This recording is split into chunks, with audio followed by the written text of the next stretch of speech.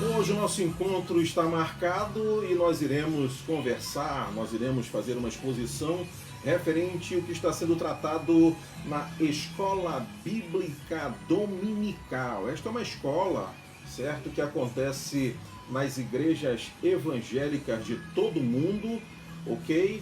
E é uma escola que nós aprendemos a palavra de Deus, nós realmente nos reunimos com a comunidade evangélica para nós analisarmos a palavra, estudarmos a palavra, expormos a palavra, os professores, certo? E suas classes na Escola Bíblica Dominical trazem assuntos relevantes para o nosso crescimento espiritual. E nós estamos em uma aprendizagem, nós estamos trabalhando na Escola Bíblica Dominical as cartas do apóstolo Paulo, tá ok? As cartas do apóstolo Paulo, cartas para a vida cristã. E nós estamos, já passamos por Filipenses, estamos em Colossenses, ok? Estamos estudando as cartas do apóstolo Paulo em Colossenses. E hoje nós estaremos nesta lição maravilhosa, uma lição extraordinária, que é desta revista aqui, desta revista é a sexta lição. É a sexta lição. E eu quero que você acompanhe esta exposição, porque eu entendo que, quanto cristãos, nós temos que, sem dúvida nenhuma, estarmos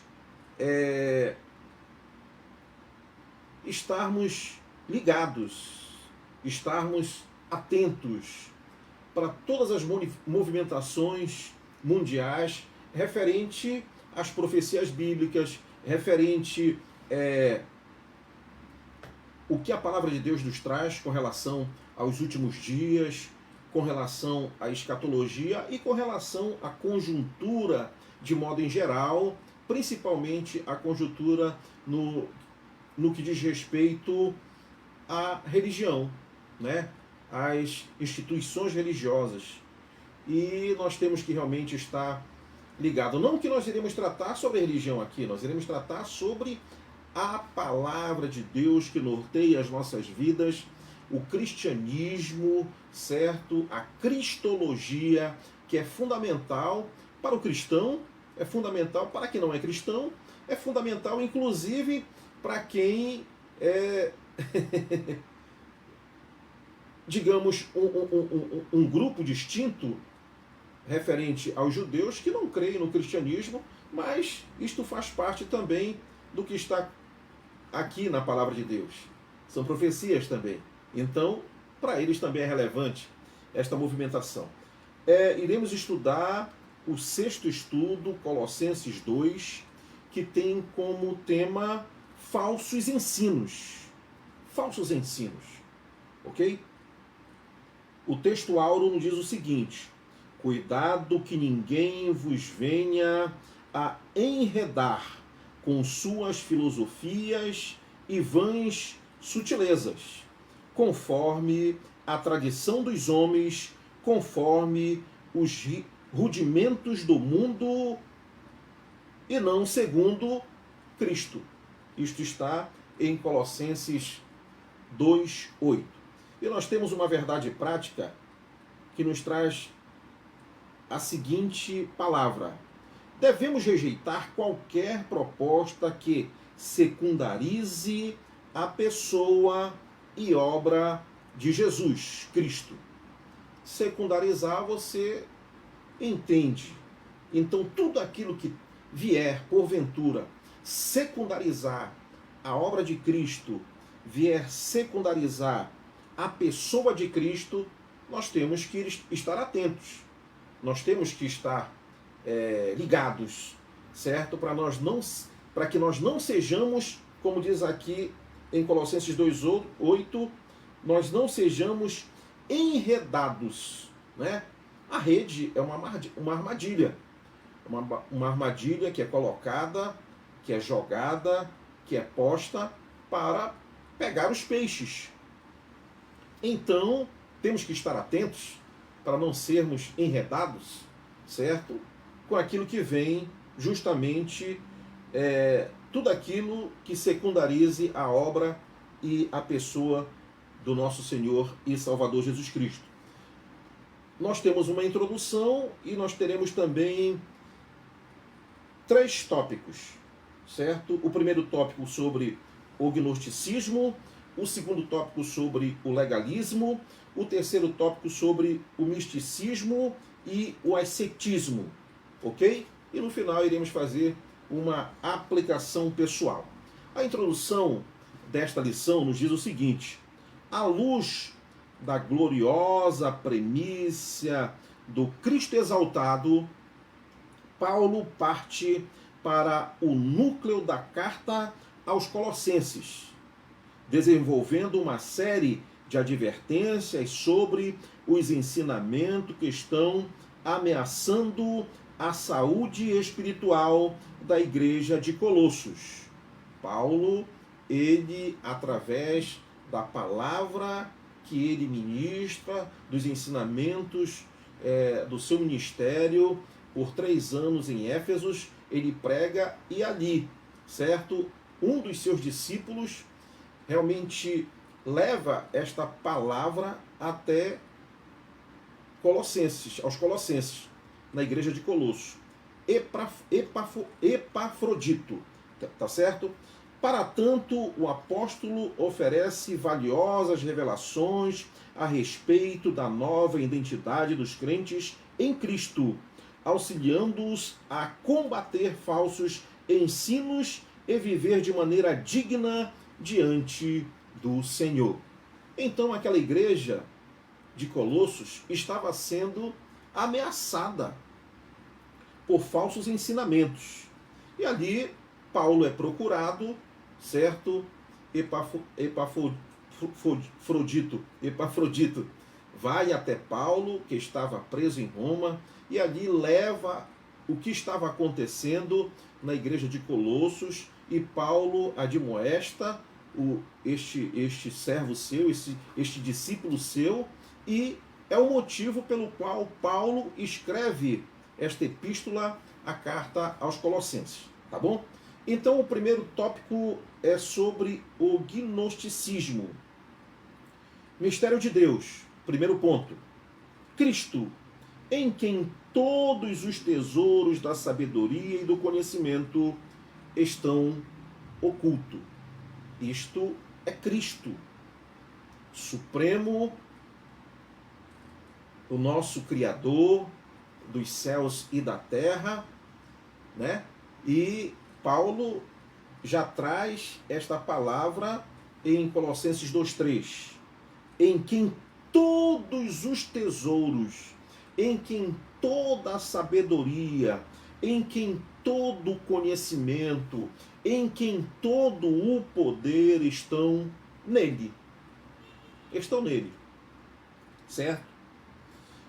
Não há consenso entre os estudiosos, alguns teólogos, certo? Com relação se o gnosticismo, nesta conjuntura em que Paulo escreve esta carta, está realmente com força total, né? Se já estavam operando em pleno desenvolvimento ali naquela região, certo? E desenvolvimento teóricos quanto à carta dos Colossenses, naquela conjuntura, portanto. Porém, seguramente, à época, algumas de suas ideias básicas já estavam em circulação. Então, o que é que os estudiosos pensam, né? Que se algumas ideias do gnosticismo já estavam sendo divulgadas, disseminadas nesta conjuntura em que Paulo escreve a carta aos Colossenses. Contudo, o motivo pelo qual ele escreve a carta é justamente porque o gnosticismo estava já aflorando ali em Colossos e ameaçando esta igreja. Certo? Vamos aqui adiante. Então, concepções intrinsecamente má da matéria, isto é, a ideia, certo, do gnosticismo, e salvação pelo acesso a um conhecimento, gnose. Então, esta questão aqui da matéria, que na frente nós iremos observar com mais detalhes do que eles disseminavam sobre que a matéria é má. Se a matéria é má, precisa-se trabalhar esta matéria, precisa-se mortificar esta matéria, mas da sua forma, da sua maneira, lá a maneira dos gnósticos, certo? Em realmente uma certa alimentação, certas proibições, ok? Para que viesse alcançar uma santidade, e alcançando esta santidade, eles pudessem alcançar também a salvação. O que é antibíblico, o que é anticristão e que vai de encontro os ensinamentos do cristianismo, certo? Este acesso a conhecimentos de gnoses é especial, secreto, um grupo distinto, um grupo de gnósticos, né, que tinham acesso direto, como nós temos hoje em dia, pessoas que se intitulam que têm acesso direto aos conhecimentos, às revelações, o único que pode realmente ter acesso às iluminações de Deus, ao próprio Deus. Então, esses gurus, essas pessoas, esses gnósticos, eles disseminavam isto, né? Disseminavam esta falácia, né? E também eles acreditavam na ação decisiva de seres espirituais intermediários no mundo, né? Seres espirituais, anjos, né? Algum tipo de força, algum tipo de poder, algum tipo de intervenção que esses seres espirituais atuavam na vida destes gnosticistas, certo? E na vida daqueles que se achegavam a estas heresias, eram enredados por estas heresias. Este que era o discurso, portanto. Então, pela leitura da epístola em estudo, percebe-se que tais ideias já ameaçavam a fé dos colossenses. Né? Aqui, inclusive, no livro de Colossenses, Paulo ele intitula o que está acontecendo lá, a heresia aos colossenses. Paulo já estabeleceu que Jesus é o centro do universo, o sentido profundo de todas as coisas e a chave de compreensão da vida. Então Paulo ele traz esta verdade aqui em Colossenses 1,15, que diz o seguinte, certo? Colossenses capítulo 1, versículo 15 diz: Este é a imagem, Cristo, portanto, do Deus invisível, o primogênito de toda a criação. Então, este ensinamento que Paulo traz através desta carta aos Colossenses, justamente desbanca qualquer possibilidade de qualquer tipo de falácia, qualquer tipo de heresia, tentar abalar a fé dos que faziam parte daquela comunidade da igreja de Colosso, certo? Então aqui Paulo, ele traz esta compreensão. Paulo, ele estabelece através desta palavra que Jesus é o centro do universo.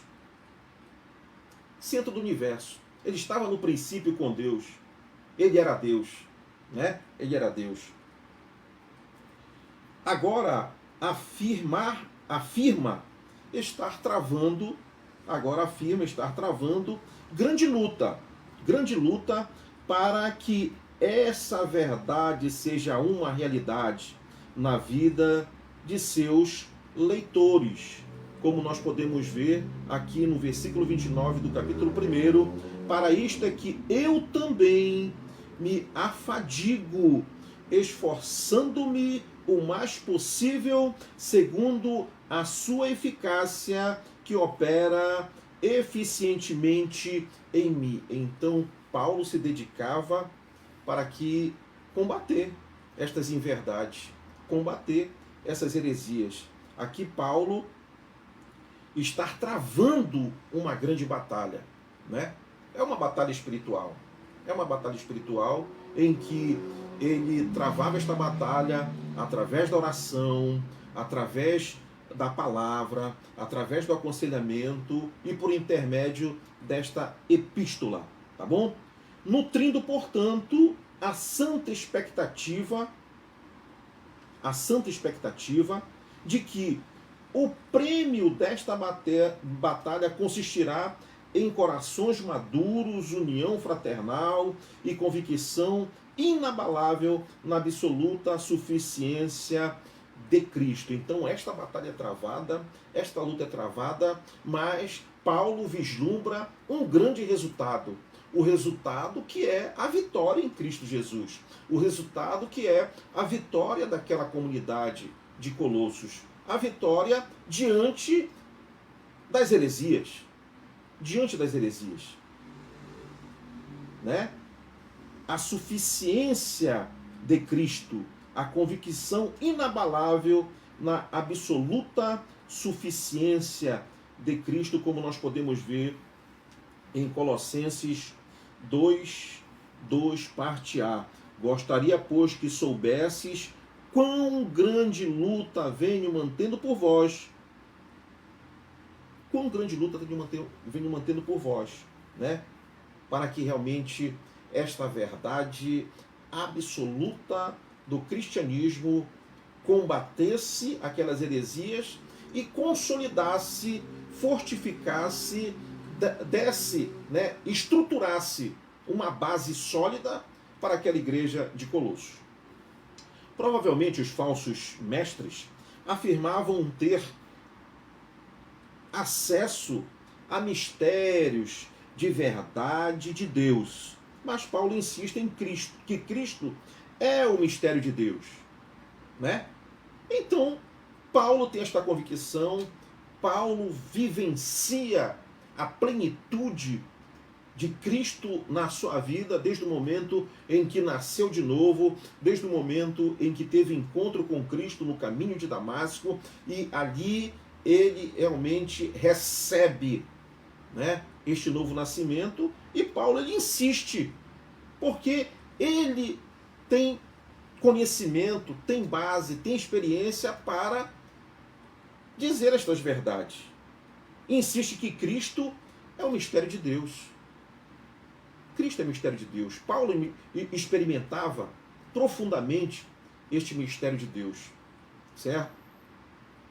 A própria conversão de Paulo demonstra o quanto esta operação sobrenatural de Deus na vida de um homem, ela é algo extraordinário, né?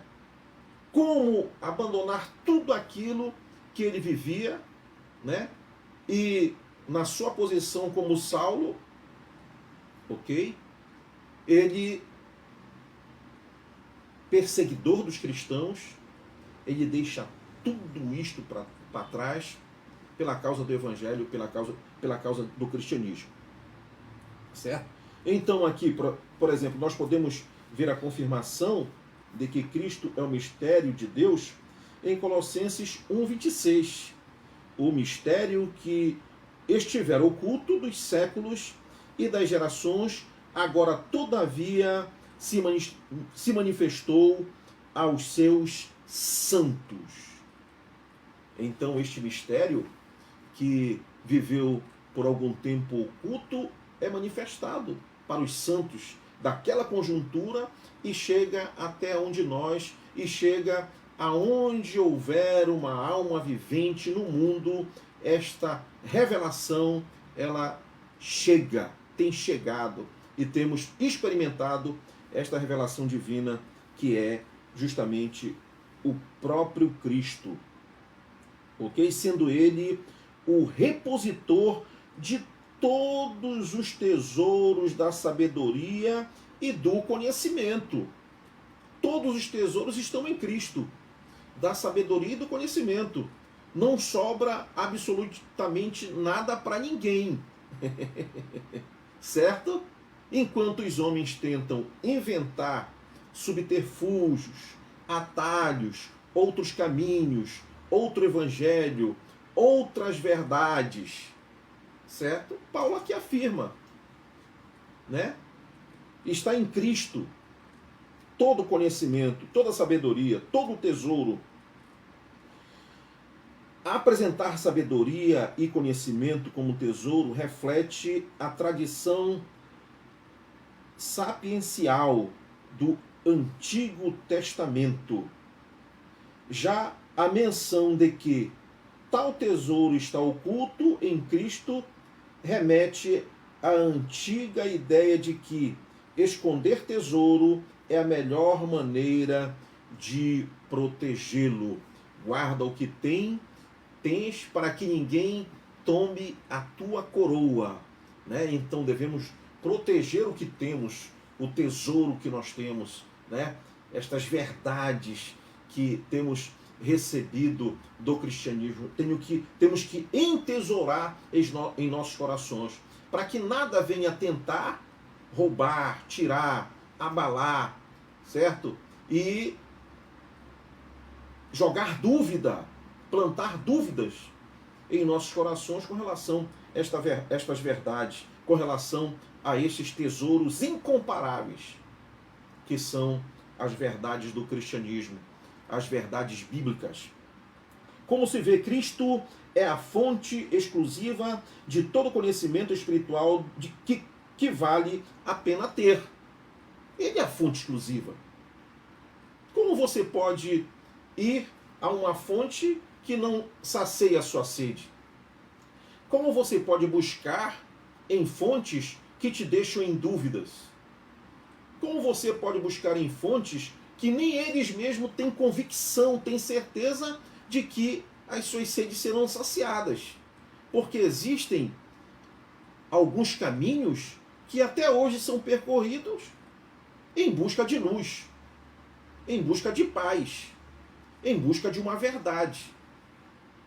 Certo?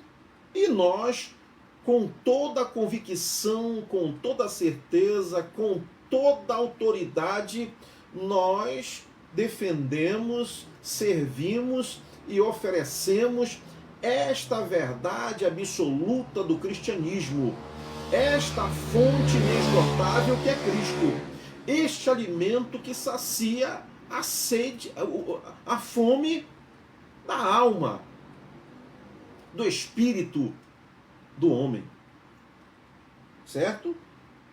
Como se vê, Cristo é a fonte exclusiva de todo conhecimento espiritual que vale a pena ter. Toda sabedoria e todo conhecimento de ontem, de hoje e do amanhã. Certo? Sempre haverá de encontrar em Jesus seu verdadeiro e completo significado. Tudo que há para saber é Cristo e está em Cristo. Tudo aquilo que traz dúvida ao homem, ele precisa buscar na fonte que vai responder às suas dúvidas, que vai realmente tirar toda e qualquer dúvida. Certo? Então, nós encontramos em Cristo todas as respostas. Tudo que há para saber é Cristo e está em Cristo Jesus. Nós iremos aqui para o segundo ponto deste primeiro tópico. Estamos vendo sobre o gnosticismo. E Colossenses 2,4 Assim digo para que ninguém vos engane com raciocínios falazes, com raciocínios meias verdades, certo? Inverdades. Alguns instruídos sempre foram portadores de grande habilidade na arte de convencimento, independente da verdade, né? Quem é instruído, ele acaba dominando aquilo que ele aprendeu, né? Independente da verdade. Paulo temia que as pessoas com raciocínios persuasivos e linguagens retóricas pudessem romper a ordem e a firmeza da fé em Cristo manifestadas na vida dos irmãos da região de Colossos, né? Isto é arriscado. Muitos daqueles que se especializam em enganar, muitos daqueles que se especializam em formular teorias para dar sustentabilidade às suas heresias, né? Eles acabam enganando muitos, eles acabam persuadindo muitos, eles acabam desvirtuando até mesmo as verdades absolutas do Evangelho. Por quê? Porque muitas pessoas, elas são neófitas, elas não conhecem, né, de fato, as verdades bíblicas. Muitas das vezes não têm intimidade com o cristianismo, muitas das vezes realmente fazem pouco caso dessas verdades e acabam sendo vulneráveis às heresias. Então Paulo, ele apresentava uma preocupação para que os irmãos de Colossos não viessem também vacilar na fé diante desses que dominavam esses conhecimentos. Ok? Então em Colossenses 2:1 diz o seguinte: gostaria, pois, que soubesses com grande luta venho mantendo por vós, né? Já foi dito isto, certo? Vamos ver aqui.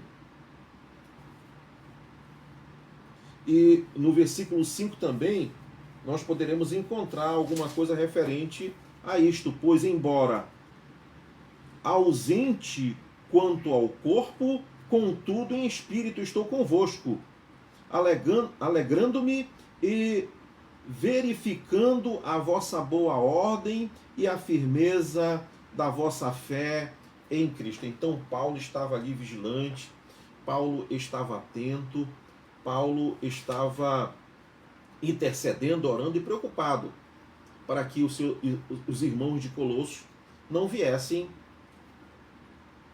vacilar quanto à sua fé em Cristo Jesus. Aqui Paulo usa a ilustrativa figura militar. O inimigo tentando abrir perigosa brecha em uma sólida formação de tropa. Né? Paulo ele entendia muito bem aí a arte da guerra, né? Pois ele era envolvido ali, né, com os romanos, etc. Ele conhecia muito bem.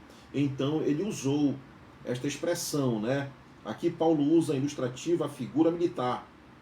O inimigo tentando abrir perigosa brecha em uma sólida formação de tropa. De fato, palavras enganosas são antigas armas de Satanás. Nós vimos, aqui eu me recordo, lá estudando Jeremias, certo?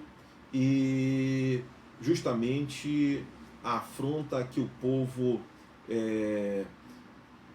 de Jerusalém, né, por ser atacado pela Babilônia, certo? E nesta arte da guerra, ali Nabucodonosor, ele tinha escavadores. Eu vim refletir sobre isto neste instante. Escavadores. Estes escavadores eram peritos. Por quê? Né? Jerusalém era fortificada com muralhas imensas, muralhas dizia ser intransponíveis, e esses escavadores iam até ali, estudavam aquelas muralhas e viam onde haveria a possibilidade de ir cutucando, escavando e até abalar a estrutura daquelas muralhas. E foi desta forma que Nabucodonosor pôde abrir uma entrada nas muralhas de Jerusalém e invadir as muralhas. Então aqui eu me recordo deste fato, desta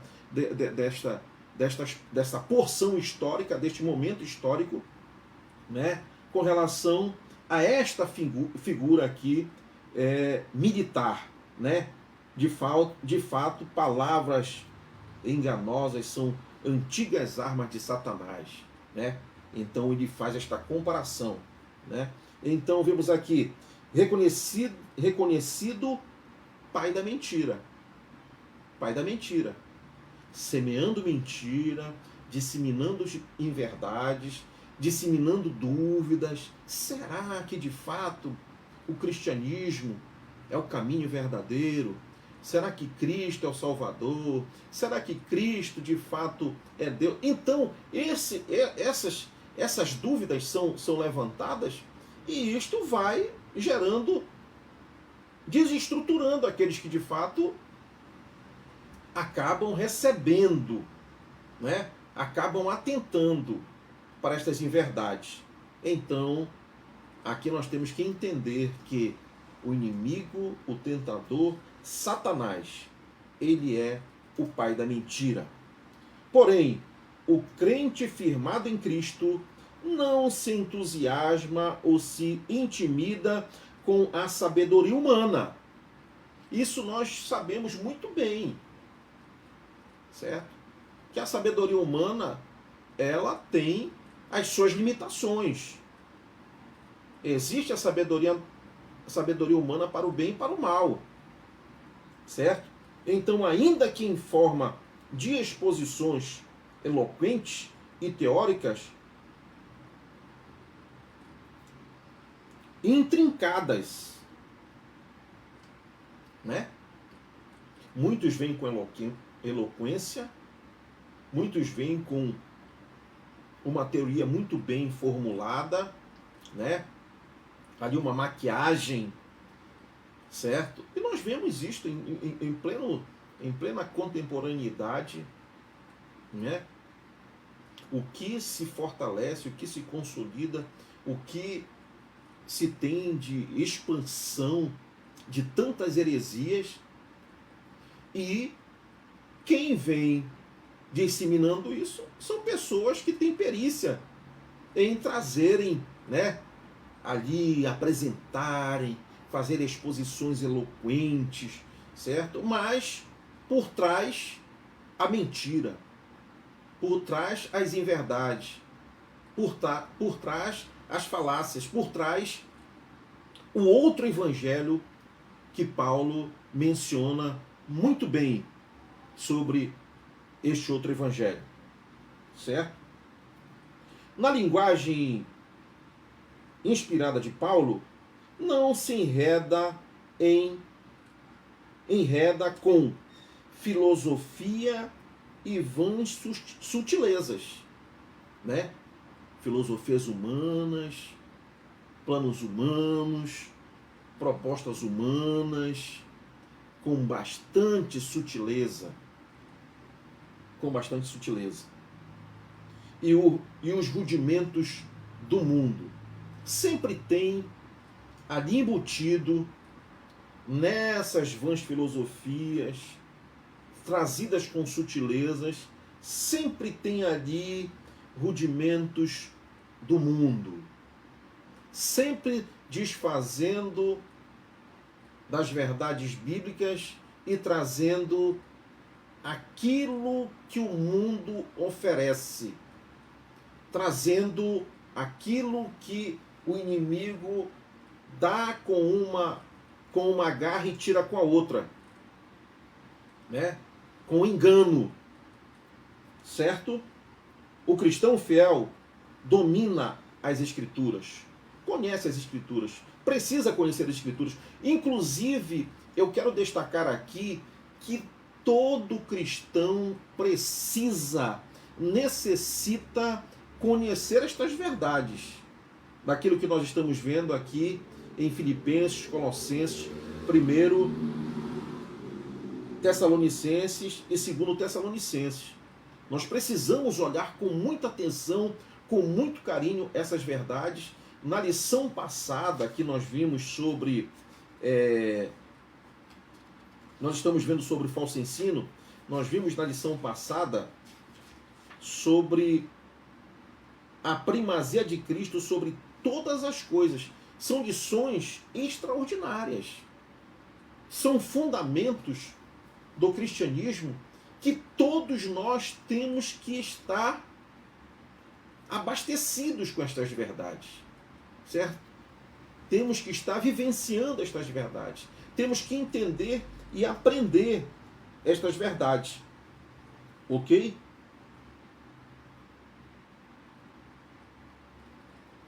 Então, o cristão fiel domina as Escrituras, entende, e não se aparta da simplicidade e pureza devidas a Cristo. Estamos próximos de Cristo, vivemos em Cristo, simplesmente aprendendo com Cristo na palavra, no Evangelho, certo? E não podemos nos afastar destas verdades, por ilusões, por falácias, por se deixarem enredar, se deixar ludibriar, não. Nós temos que ter essas convicções, ok? Sempre submetendo ao crivo da verdade toda e qualquer proposta teórica ou prática. Temos que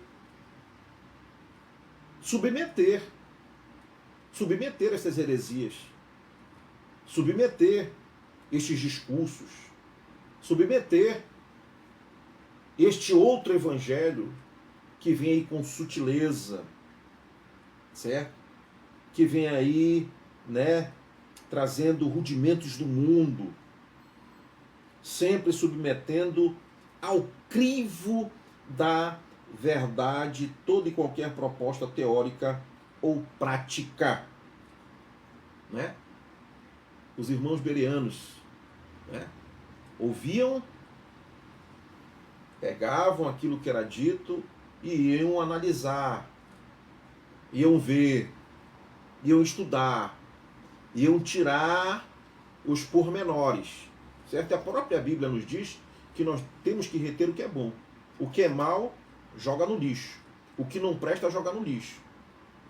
Ok?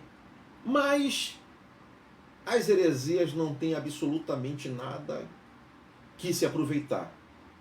O gnosticismo não tem nada o que se aproveite. Então, joga-se tudo no lixo e recebe-se a plenitude de Cristo em nossa vida, o ensinamento de Cristo em nossas vidas, o cristianismo em nossas vidas, buscarmos nesta fonte inesgotável, que é o caminho, verdade e vida, Cristo Jesus. Segue, pois, os passos de seu amado Senhor. É isto, né? Nós vamos, contestamos e nós vemos, analisamos, passamos o crivo e firmamos os nossos passos no nosso amado Senhor. O terceiro ponto deste primeiro tópico, habitação corpórea. Colossenses 2,9, porquanto nele habita corporalmente toda a plenitude da divindade. No princípio era o Verbo estava com Deus e o Verbo era Deus. Jesus estava no princípio, então nele habita corporalmente toda a plenitude divina. Toda a plenitude divina conquistada, inclusive, todos nós sabemos, através do seu sacrifício na cruz do Calvário, toda a plenitude, todas as bênçãos advindas do Eterno, foi conquistada ali, né? Conquistada ali, para a honra e glória do Senhor. Em um contra-ataque fulminante, Paulo rebate os falsos ensinos gnósticos ao relembrar aos irmãos de Colossos que toda a plenitude da divindade habita corporalmente em Cristo. Né? Colossenses 2, 9. Nós podemos observar isto. Porquanto nele habita corporalmente toda a plenitude da divindade, plenamente em Cristo, sendo ele também o cabeça de todo principado e potestade, tudo criado por ele, também nele estás aperfeiçoados. Ele é o cabeça de todo principado e potestade. Colossenses 2:10. Logo, o problema não é a matéria. O problema não é a matéria, mas o pecado. O pecado é o problema. Não é a gnose que nos leva a Deus, mas Jesus. Jesus nos levará a Deus. Certo? Ele é o caminho, a verdade e a vida. Certo? Outros caminhos não nos levarão. Outro evangelho não nos levará. Né? De maneira nenhuma. Níveis mais profundos de espiritualidade não nascem do relacionamento escalonado com gentes espirituais intermediários, antes da simples e direta comunhão com Cristo. Então não há intermediário. Não há agentes, né, que venham nos levar a Deus. Não há gente. Não há nome. Não existe, né? Aquela música lá, não é Pedro nem José, né? Não existe. Nem o próprio Paulo, né? Da simples e direta comunhão com Cristo. Inclusive, esta comunhão presente, agora, nesse instante, neste momento, né? Em vida, na terra, uma comunhão com Cristo. É você e Cristo. É esta relação que nós entendemos que é uma relação vertical. Né? É importante entender as relações com o eterno, é importante entender as relações com o divino, é importante entendermos a relação com Deus, a relação com Cristo, uma relação vertical. É você e Deus, através da palavra, através da oração, no caminho, né? Cumprindo a palavra de Deus, observando a palavra de Deus, uma vida simples e direta de comunhão com Cristo. É simples e direta, não tem subterfúgio, não tem atalhos, é simples e direta. Em Jesus encontramos tudo o que precisamos para compreender a realidade e levar uma vida que agrada a Deus. É inútil buscar em outras fontes que não em Cristo Jesus. Se estamos em Jesus, temos tudo. Temos tudo. Colossenses 1,17. Se estamos em Jesus, temos tudo. Em Cristo Jesus, temos tudo. Porque tudo isto tem sido sombra das coisas que haviam de vir. Porém, o corpo é de Cristo. O corpo é de Cristo. Então, tudo aquilo que, portanto, são trazidos pelos gnósticos, certo? Uma série de ensinamentos, certo? Judaizantes também. Muitas coisas daquilo que nós vemos e não respeitamos e entendemos, né, da cultura judaica, realmente é importante para o povo judeu. Contudo, se estamos em Cristo, temos tudo. Certo? onde nós vimos aqui.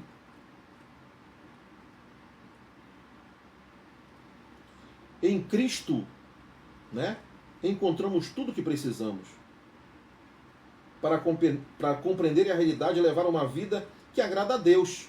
É inútil buscar em outras fontes, que não em Cristo. Se estamos em Jesus, temos tudo. Não existe subterfúgio. Não existe por exemplo, ter que sacrificar porque nós iremos alcançar um nível de espiritualidade, temos que andar não sei quantos quilômetros, temos que subir a escada de não sei quantos degraus, de joelho, porque temos que deixar de comer isso, deixar de comer aquilo, guardar um dia e etc. Uma série de coisas. Em Cristo nós temos tudo. O segundo tópico fala sobre legalismo, né? E o primeiro ponto deste segundo tópico é ressuscitação.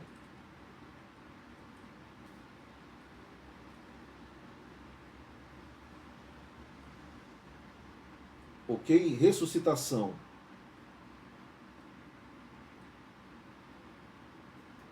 Igualmente fosses ressuscitados mediante a fé no poder de Deus, que o ressuscitou dentre os mortos.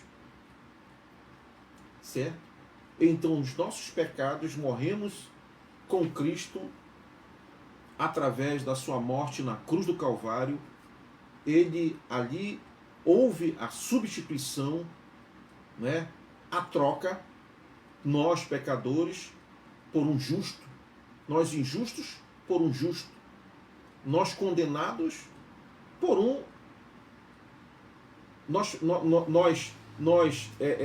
amaldiçoados por um bendito, né? Então ali na cruz do Calvário ele levou sobre si todos os nossos pecados. O castigo que nos traz a paz estava sobre ele, e pelas suas pisaduras nós fomos sarados, corpo, alma e espírito. E na sua ressurreição nós ressuscitamos com ele também. Igualmente fostes ressuscitados mediante a fé no poder de Deus que o ressuscitou dentre os mortos, ao que parece, tais falsos mestres também defendiam uma espécie de legalismo de fundo judaico. De fundo judaico, olha só. Ou seja, exigiam que cristãos seguissem certas regras do Antigo Testamento como essenciais para o avanço espiritual.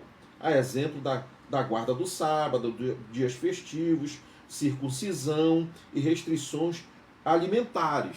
Né? Nós respeitamos, nós entendemos, né, a cultura judaica, né? Amamos os nossos irmãos judeus, mas isto é exclusivamente para eles, certo?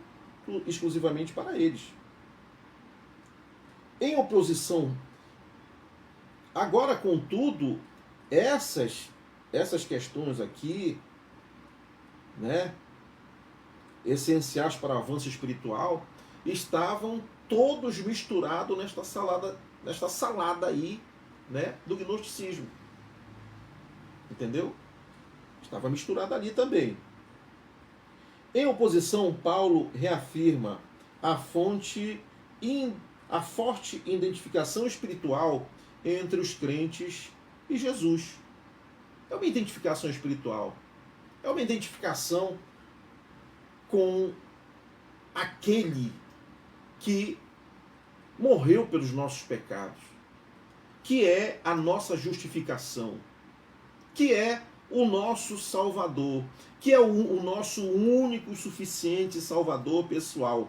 Afinal, pela fé, já recebemos a circuncisão de Cristo, com relação à circuncisão lá que os gnósticos também colocavam ali no meio das suas heresias, certo? Dizendo para aqueles irmãos, para aqueles crentes da igreja de Colosso, que eles precisavam para obter a salvação, certo? Mas nós recebemos a circuncisão em Cristo. Paulo afirma isto lá em Colossenses 2,11. Ele diz: nele também fostes circuncidados, não por intermédio de mãos, mas no despojamento do corpo da carne, que é a circuncisão em Cristo, uma circuncisão espiritual, né? Em Cristo Jesus. Ou seja, circuncisão não física, mas uma circuncisão espiritual, exatamente aquela que o Senhor sempre quis em nós operar.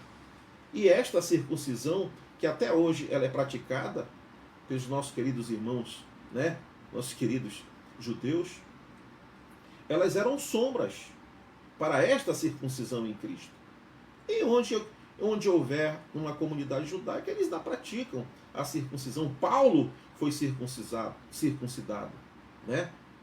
Ao 8º dia.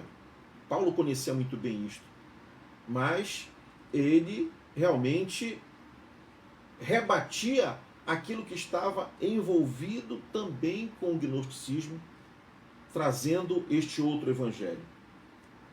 Morremos assim para a carne e suas influências.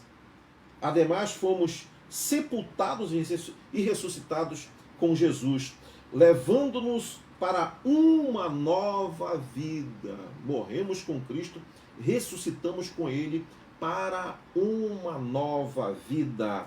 Assim, não só estamos mortos para o pecado, mas somos novas criaturas. Paulo experimentou isto, vivia realmente ali, né, perseguindo os cristãos, e ali, quando ele cai no caminho de Damasco, ele deixa ali a sua velha criatura, né? Ele deixa, cai com ele a maldade, cai com ele a incredulidade, cai com ele o egoísmo, né? Cai com ele tudo aquilo que o apartava das verdades do cristianismo. Então, somos nova criatura em Cristo. A verdadeira devoção a Deus não está em uma vida de obediência a regras, mas de fé em Jesus. De fé em Jesus. Nós temos sim que obedecer a palavra de Deus, certo? Isto faz bem, isto é importante. Nós temos que viver uma vida de santidade. Isto faz bem, isto é importante. Ok? Mas isto na simplicidade em Cristo, com auxílio, com a ajuda do Espírito Santo. Isto pela nossa fé, crendo em Jesus, crendo em Cristo Jesus, certo? E não pelos nossos métodos, pelas nossas forças, não, né, por regras, mas através da fé. O segundo ponto deste segundo tópico, estamos vendo o legalismo, é o triunfo. O triunfo. E despojando os principados e as potestades, publicamente os expôs ao desprezo, triunfando deles na cruz.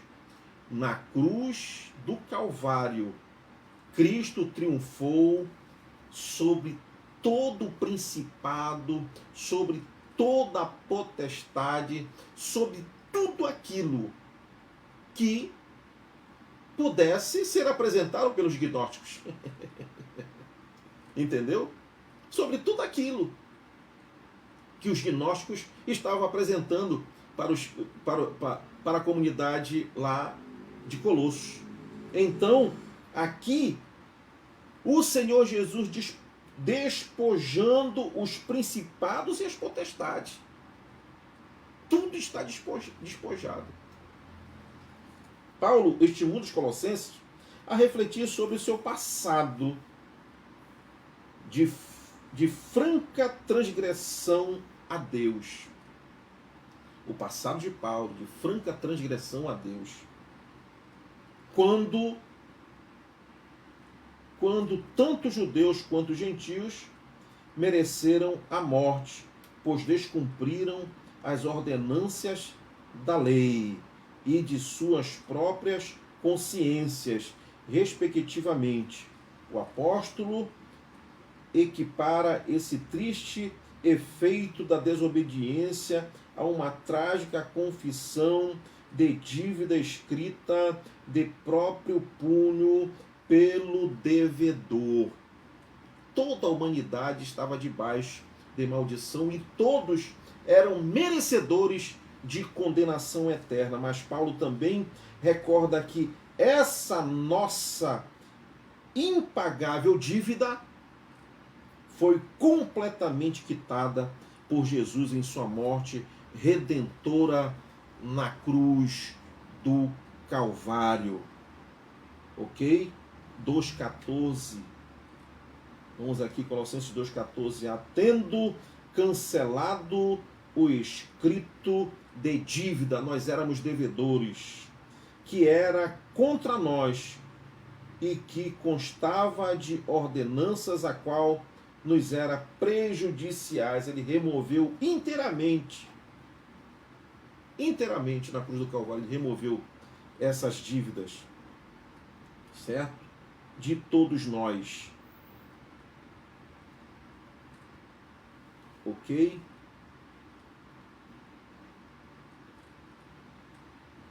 Onde nós estávamos.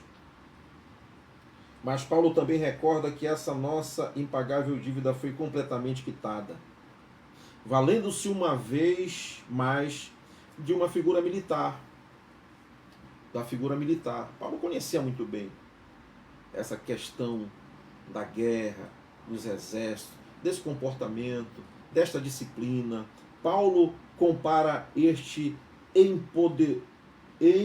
esplendoroso ato sacrificial com a marcha apoteótica dos conquistadores, típica dos tempos antigos, quando prisioneiros eram vergonhosa e publicamente exibidos para enaltecer o triunfo dos vencedores frente aos seus inimigos. Colossenses 2,15. E despojando os principados e potestades, publicamente os expôs ao desprezo triunfante deles na cruz do Calvário. Na cruz do Calvário. Certo? Cristo não somente precede, como também já triunfou sobre todo poder espiritual. Por isso, em Jesus somos mais que vencedores. Esta era uma prática comum, né, ali dos reis. Nós podemos recordar aquilo que nós vimos também em Jeremias, quando Nabucodonosor ele vence a batalha, né, e ele destrói ali, né, Judá, Jerusalém, né, e ele segue com o seu exército de vitoriosos, retornando para Babilônia, né? Aquele exército, ele sai com os despojos, né? Ali naquela grande caminhada, né? Certamente lá Nabucodonosor estava aguardando os seus militares, os seus generais, eles ali na frente, né? Ali nesse grande desfile, levando os despojos, levando o tesouro, levando o ouro, levando toda a riqueza que eles arrancaram, tiraram, né, de Judá, né? Arrancaram do templo. E ali, juntamente com aquele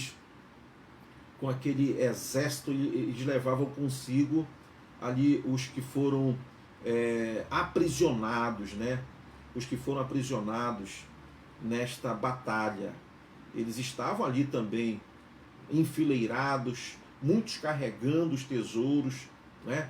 Nós temos nos fatos históricos a menção de que jovens carregando ali aquelas o cedro, né?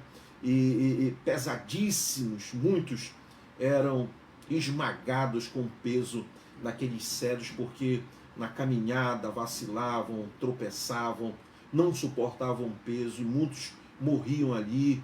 E também destes que eram levados, muitos eram mortos, muitos eram escravizados. Então este é o triunfo de toda batalha em que o exército vencedor, ele sai nesta grande celebração. E não era diferente com o exército dos vitoriosos romanos, certo? E aqui Paulo usa muito bem esta figura, mostrando que o nosso Redentor, o Rei dos Reis, Senhor dos Senhores, o nosso general, venceu a batalha contra todo o principado, contra toda a potestade, né? Contra toda. Por isso, em Jesus, nós somos mais que vencedores. Triunfamos.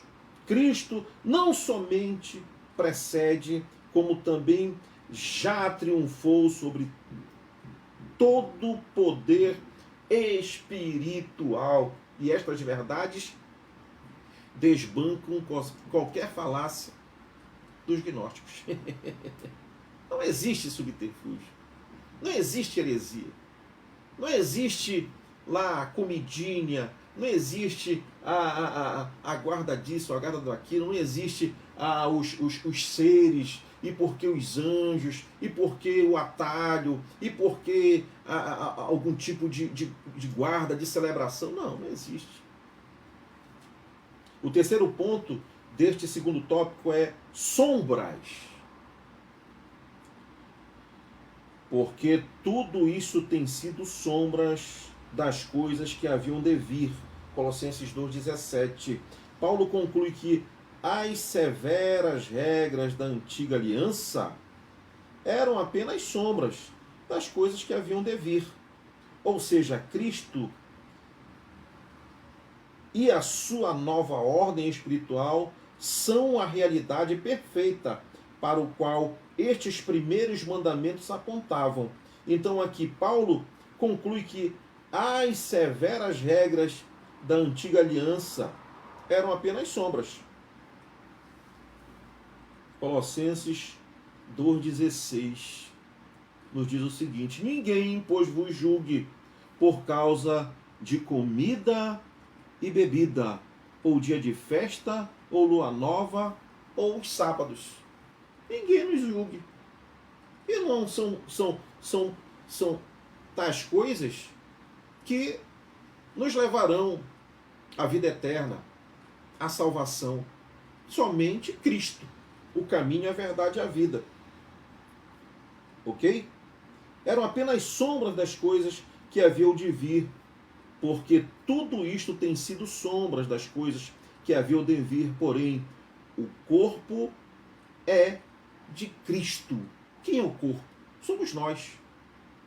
Somos nós, a igreja eleita, separada, santa, fiel, a noiva. Nós somos o corpo. O corpo é de Cristo. Ok? Ou seja, Cristo, a sua nova ordem espiritual, são a realidade perfeita para a qual estes primeiros mandamentos apontam. Continuar a viver nesses preceitos significa preferir a sombra, a realidade, que é o próprio Cristo e o seu corpo. Quer dizer, manter-se nesses princípios, nessas ordenanças, debaixo da lei, é ficar na sombra. Ficar lá.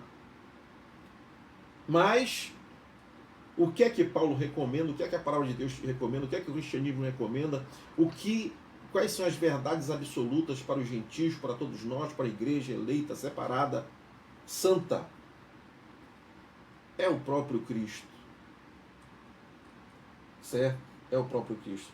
Será como tentar abraçar uma miragem quando a realidade está logo ao lado. Certo? Como afirma aqui um escritor, né? Warren. Afinal, Jesus cumpriu a lei, Mateus 5,17, e tudo em verdade sempre apontou exatamente para ele. Jesus não veio, certo, descumprir a lei. Ele não veio dizer, não, a lei, etc. Não, negativo. Ele veio e cumpriu a lei. Cumpriu a lei. E cumprindo a lei, o que é que diz lá? Todo aquele que deixa de cumprir uma vírgula é maldito.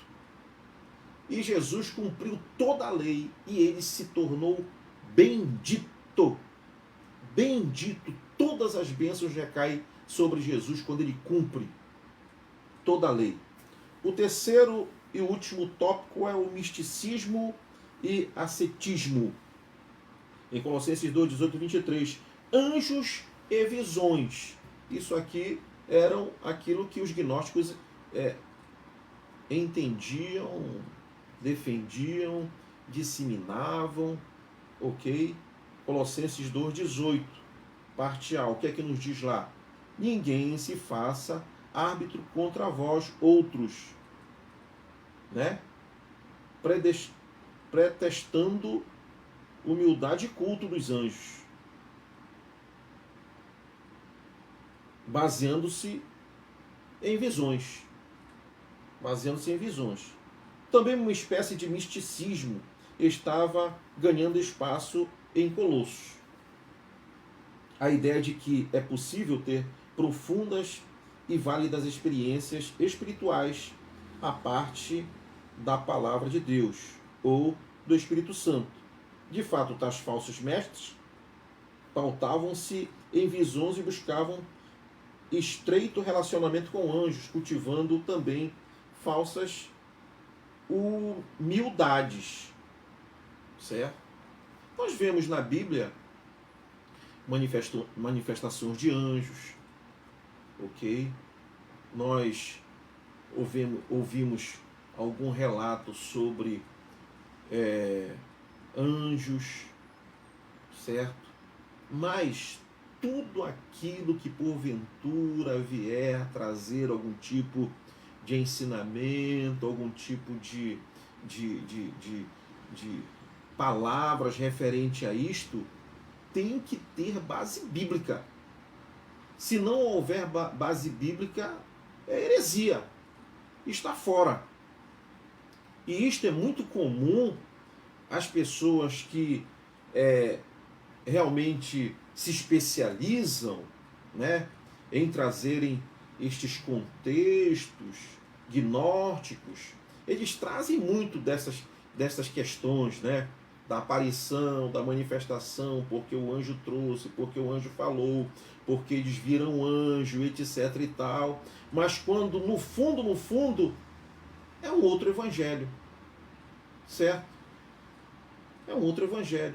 E até mesmo homens, mulheres, se apresentando como os grandes gurus, né? Porque receberam a revelação, porque ouviram a voz, porque acabam sendo a profecia dos últimos dias, entendeu? Isso é muito perigoso, ok?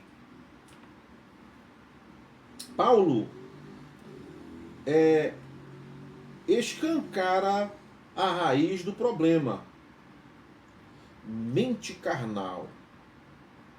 No caso, soberba e orgulho, à vista do argumento aparentemente piedoso do que, não sendo bons o suficiente para se aproximar do próprio Deus, originando-se antes a anjos. Então, existem essas falácias, essas heresias, elas vêm com este temperinho.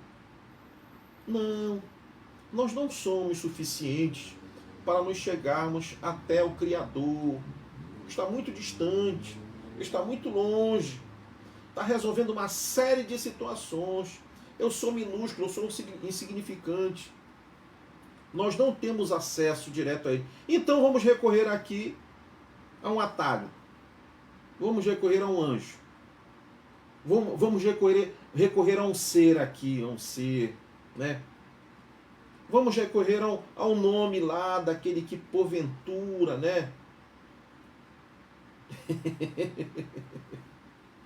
Foi canonizado. Entendeu? É complicado. É complicado. O livre acesso nós já temos. Temos livre acesso. Inclusive, essa comunhão, essa relação da criação com o Criador, isso aí é algo que o próprio Deus faz questão, se posso dizer assim, me permita conjecturar, né? Faz questão de ter comigo e com você, com o homem, com a humanidade. Certo? Eu conjecturo também, Deus se entristece, já que ele não sabe que é tristeza. Mas Deus né? Devo usar essa expressão, né? Pelo homem está distante, pela criação está distante, porque a humanidade faz pouco caso dessas verdades do Evangelho, da palavra de Deus, do cristianismo, do próprio Deus, da mensagem da cruz, faz pouco caso, né? Onde é que nós vemos que o Deus tem zela por esta intimidade com o homem? No próprio Éden. Nós vemos a intimidade de Deus com Adão ali no Éden, né? Todo final da tarde, né? Ele estava ali, conversar com Adão, falar com Adão, né? E o homem se apartou desta relação com Deus. Cristo vem, nos reconcilia com Deus através da sua morte na cruz do Calvário, certo? E esse livre acesso nós temos agora ao Eterno. Mas os gnósticos, eles vêm com essas narrativas. Eles vêm com estas sutilezas. Não, bora aqui colocar uma cadeira aqui para o anjo vai interceder aqui por nós, né? Bora invocar aqui o anjo, porque o anjo vai intercede lá por nós, certo? Estes, porém, são nossos servos. A palavra de Deus nos diz, né? São os nossos servos, certo? Diante da autoridade de Deus, em o nome do Senhor Jesus, né? Os anjos são os nossos servos, né? Eles não são seres que, através dele, nós poderemos alcançar, né, um nível e a salvação, não, negativo, é através de Cristo. Ademais, estando em Cristo, o cristão tem acesso direto à presença de Deus. Embora pareça a espiritualidade qualquer misticismo dentro da igreja, é carnal. Aparência de espiritualidade, né? Mas é carnalidade. É carnalidade, né? Ah, estou vendo o anjo porque o anjo disse, porque o anjo aconteceu. Bem, vamos lá para a palavra. O que é que está sendo dito? Né? O que é que está sendo apresentado aí? Vamos orar. Como Paulo ensina, a verdade é que tais falsos mestres estavam desligados de Cristo. Desligados de Cristo e da sua igreja. Logo, desconectados da verdadeira fonte de vida que gera crescimento, não da carne, mas de Deus. De Deus. Certo? O segundo ponto aqui deste terceiro tópico é ascetismo. Colossenses 2:20, se morrestes com Cristo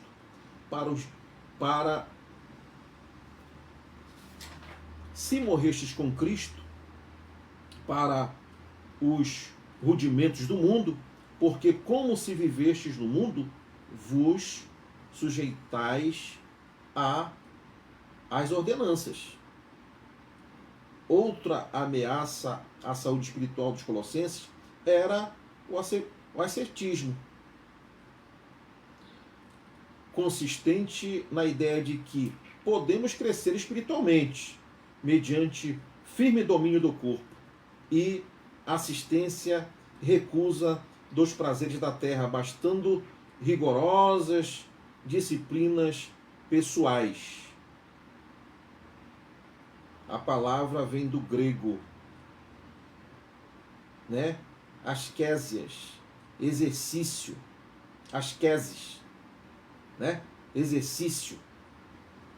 Então, este exercício, né, diário, vamos cortar isto, não vamos comer aquilo, né? Vamos aqui sacrificar e etc. Vamos nos abster disso, daquilo, aquilo outro. Mas com essa intenção de alcançar um nível espiritual e serem salvos. Isso está totalmente fora. Um jejum é bom, né? Cortar uma gordurinha também é bom, cortar o açúcar, cortar o sal, fazer isto, fazer aquilo, né? Para a saúde é muito bom, é tranquilo, é excelente. Mas que você não vai fazendo isso, você nunca vai chegar a nível 1. Em espiritual, nem passar do teto, né? Você vai perder uns quilinhos, né? Você vai ficar esbelto, você vai, né? E se exagerar, vai tomar uma enfermidade aí, uma gastrite, que Deus o livre. É isso que serve. Entendeu? Agora, para chegar, para se salvar fazendo isso, é complicadíssimo, esses exercícios. Práticas ascéticas se tornaram comuns, sobretudo na Idade Média. Votos de pobreza e castidade, dormir em camas duras, né? Aqueles que dormir no aqueles pregos, né? Pega um compensado, prega, né? Coloca os pregos e bora lá.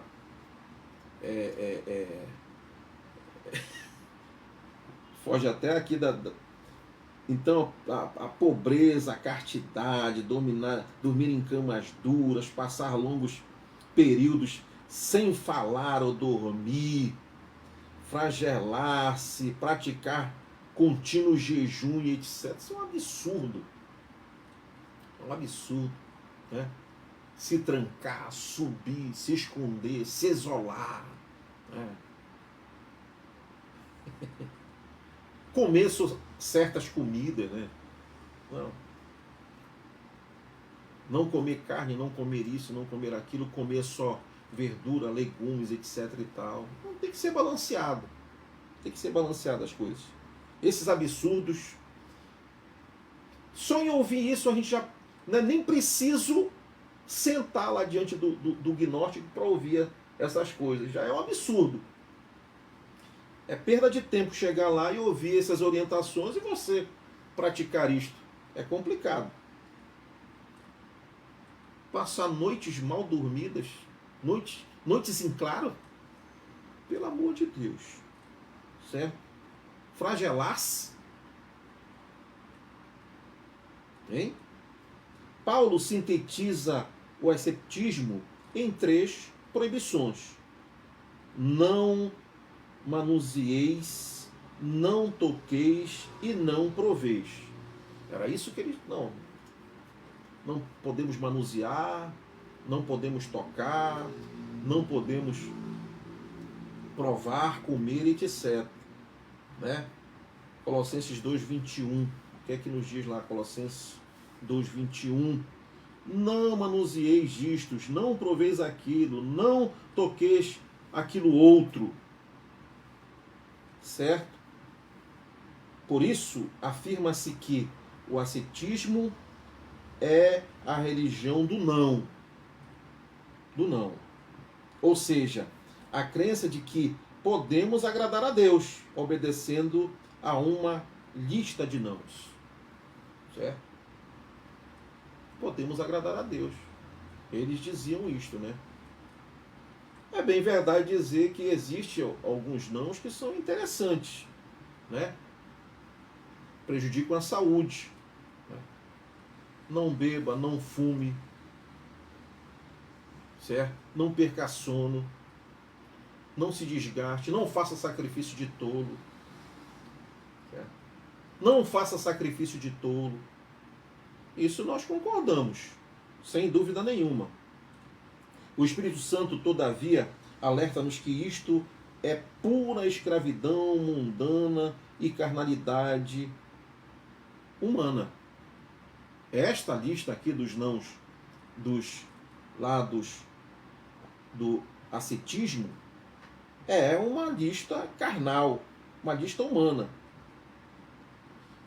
Certo? Biblicamente, não se sustenta a ideia de que a matéria e corpo são maus por natureza. O ser humano foi formado do pó da terra. Jesus se fez carne e habitou entre nós. Deus ama o nosso corpo a ponto de prometer-nos um corpo glorificado. Deus tudo nos proporciona em abundância para vivermos prazerosamente. Podemos usufruir do melhor desta terra, comer o melhor desta terra, né? Nos alegrar, né? Cuidar do nosso corpo, da nossa saúde, da nossa mente, certo? E principalmente cuidar da nossa alma, do nosso espírito, ok? O terceiro e último ponto, a aparência. Colossenses 2:23. Tais coisas, com efeito, têm aparência de sabedoria, como o culto de si mesmo e de falsa humildade e de rigor ascético. Todavia, não tem valor algum contra a sensualidade. Para Paulo, qualquer esforço humano fora de Cristo constitui apenas de aparência, certo? Aparência, né? Inclusive o jejum, ele não pode ser feito lá, né, para a pessoa aparentar que está jejuando, se mostrar, né, mal penteado, ali meio não, negativo. A Bíblia ela recomenda um jejum equilibrado, mas a partir do momento que venha tentar destacar, expor a pessoa, dizer, não, esse aí, ele é santo porque ele jejua demais. Isso aí são esforços humanos fora de Cristo, constitui apenas vida de aparência, culto de si mesmo, falsa humildade e carnalidade. Falsa humildade e carnalidade. Naturalmente, na medida em que praticamos fora da direção do Espírito Santo, nada disso tem poder contra o pecado. Absolutamente nada disso. Por que, se praticamos fora do Espírito Santo, não tem poder contra o pecado? Porque não são comidas, não são bebidas, não são essas situações aqui, certo? Quem convence o homem do pecado, da justiça e do juízo é o Espírito Santo de Deus. Então tem que ser pautado no Espírito. Tem que ser conduzido pelo Espírito. Até nós cristãos, né, que gostamos de jejuar, de consagrar, né, a gente vai pautado na direção do Espírito Santo de Deus. Né? Como? Se estamos no mundo tereis aflições, a palavra de Deus nos diz. Então, o tentador, ele se manifesta com afrontas, com perseguição, até mesmo de alguma forma, para tentar nos afligir. O que é que a Bíblia recomenda? Nós temos que orar e jejuar para combater este mal. Certo? Isto já é uma forma de nós entendermos que vou fazer um jejum, vou fazer uma oração, vou consagrar, vou combater este mal, esta batalha espiritual, fortalecendo-me espiritualmente. Vou orar, vou me alimentar da palavra de Deus, E quem é que está conduzindo isto? O Espírito Santo de Deus. É Ele que vai conduzir as nossas vidas. Certo? Então, na direção do Espírito Santo, nada disso tem poder contra o pecado. Nada disso. A cruz de Cristo é a solução única e triunfal para o verdadeiro problema humano. É a cruz de Cristo. É a mensagem da cruz. É a mensagem da cruz. Certo? Houve uma grande manifestação ultimamente, né, em Belém do Pará, certo? E todos os anos muitas pessoas se manifestam na direção de em romarias, etc, né?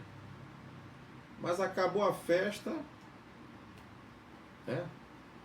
Cada um segue seu rumo, toma a sua vida, volta à rotina. Daí, aí confirma-se que nada disso, certo? Nada disso tem poder contra o pecado. Nada disso.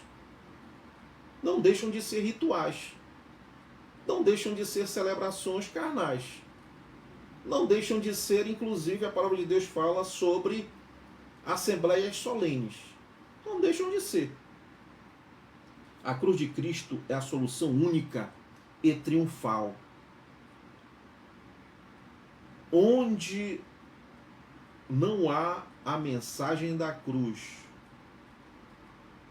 é complicado. A mensagem genuína da cruz, onde não há este alimento eficaz para o homem, para a alma humana, para uma vida de santidade, para uma vida para a salvação pessoal de todos nós, é complicado. A mensagem da cruz é a mensagem do Evangelho, é o cristianismo na sua totalidade. A cruz de Cristo é a solução única e triunfal para o verdadeiro problema humano.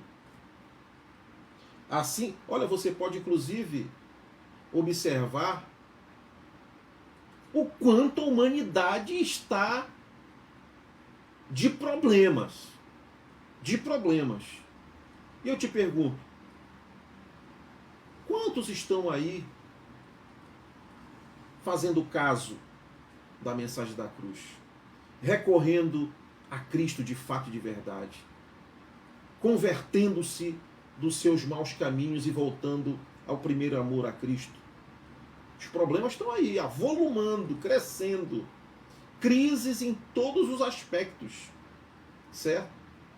E o homem distante de Deus. E o homem se distanciando cada vez mais do Criador. Certo? A cruz de Cristo nos trará a solução para os problemas da humanidade. E isto a palavra de Deus, ela nos... As profecias, elas se cumprem. A palavra de Deus se cumpre. Certo? Quem vai triunfar? Já triunfou. Já triunfou. Mas escatologicamente falando, quem triunfará sobre todo o anticristo, sobre tudo aquilo que se levantará, né, contra a igreja, contra a eleita? É Cristo. É Cristo. Assim, qualquer esforço humano não radicado em Cristo, Colossenses 2,6, ora, como recebeste Cristo Jesus, o Senhor, assim andai nele, ainda que motivados pelo propósito mais nobre e espiritual, não passa de tropo da imundícia. Da imundícia. Tá? Não, ou seja, vamos lá. Assim, qualquer esforço humano não radicado em Cristo, ainda que motivado pelo propósito mais nobre e espiritual, não passa de trapo de imundície diante do Senhor. Né? As pessoas fazem todo o esforço possível humano, né?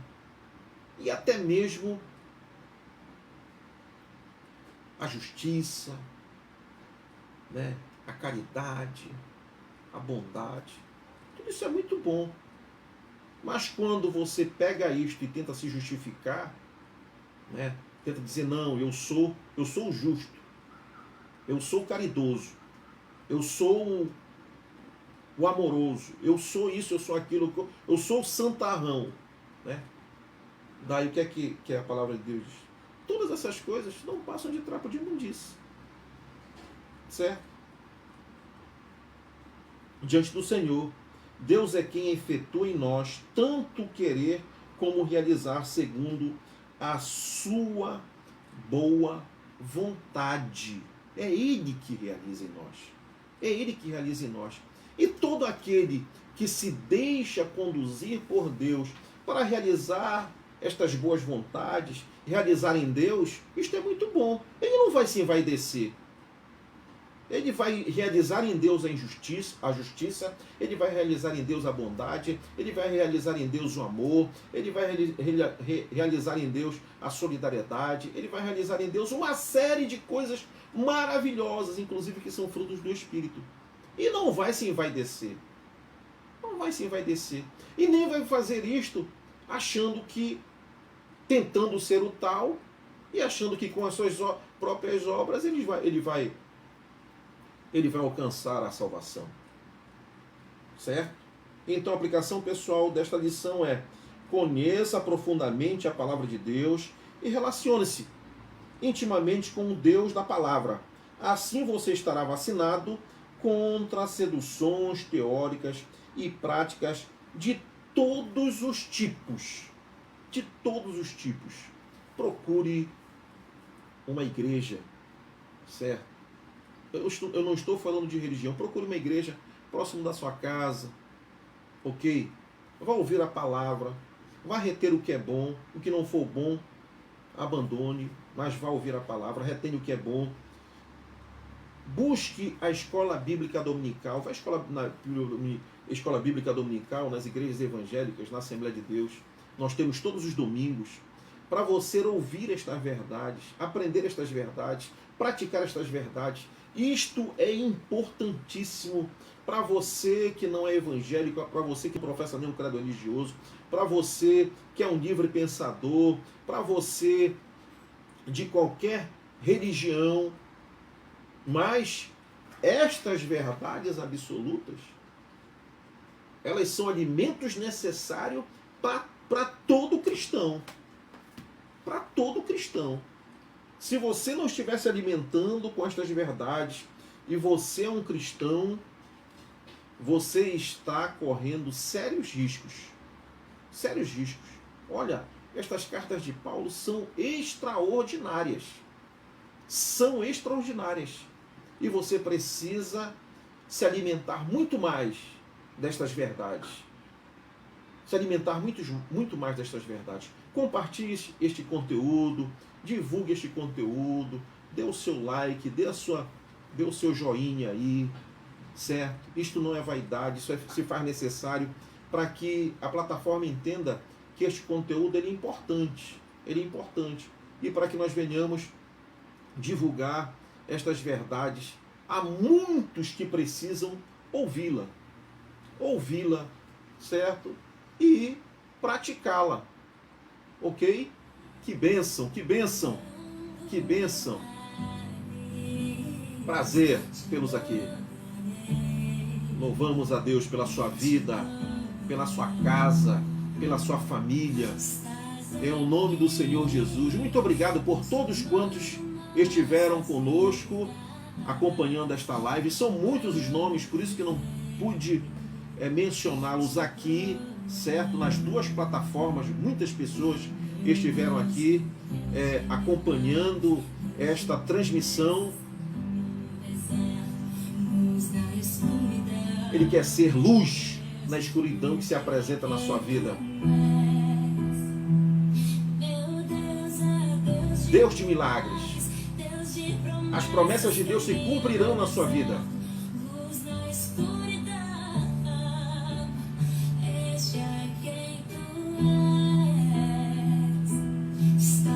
Ele está aí onde você está.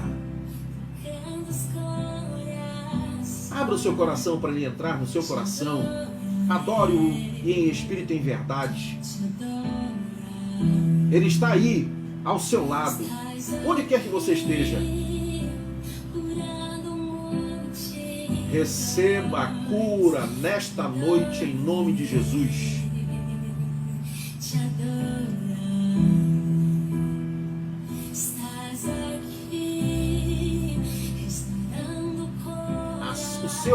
O seu coração está sendo restaurado. A sua vida está sendo restaurada. Adore-o porque Ele te ama. Ele te ama e Ele tem planos poderosos para a sua vida. Em o nome do Senhor Jesus para a sua casa. Transformando a sua história. É isso que Ele quer. Ele quer transformar uma história de fracasso. Ele quer transformar uma história de tristeza. Ele quer transformar uma história de frustração em uma nova história.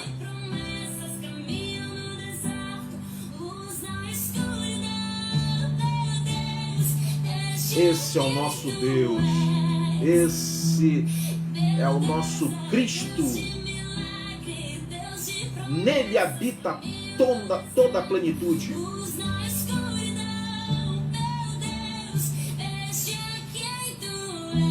Chegamos no final desta programação. Voltaremos brevemente, segunda-feira provavelmente estaremos de volta. Geralmente quando nós não podemos entrar nos dias que estamos aqui acordados, certo? Segundas, quartas e sábados, é porque houve algum contratempo e ficamos impossibilitados de entrar. Mas assim que for possível, sempre estaremos aqui transmitindo muita paz, amor, alegria, felicidade em Cristo Jesus, nosso Senhor e Salvador. Senhor, estamos na Tua presença. Muito obrigado por esta oportunidade. Abençoa o órfão, a viúva, Jerusalém, Israel. Abençoa, Senhor Jesus, alcança, levanta os caídos, fortalece os fracos, reconcilia os desviados contigo, salva os pecadores, cura os enfermos e liberta os opressos. Em nome de Jesus eu te peço essas bênçãos e te agradeço hoje para todo sempre. Amém!